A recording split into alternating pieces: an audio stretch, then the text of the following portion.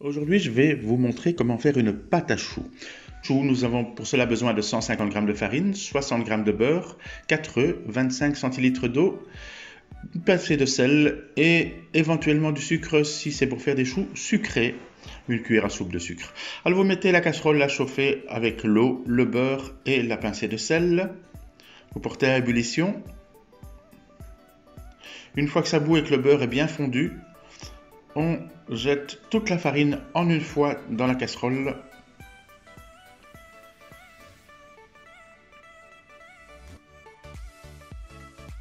Comme ceci. Et on mélange énergiquement. Ça va être le côté sportif de la recette. Donc la farine s'épaissit, ça forme une belle boule.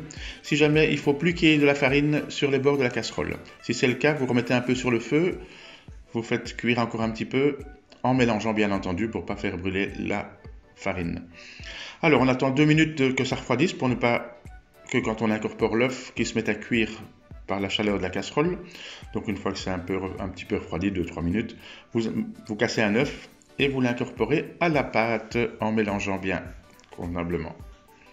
Un œuf à la fois bien sûr, autrement ça va être impossible. Si vous mettez tous les œufs en une fois, vous n'arriverez jamais à les incorporer.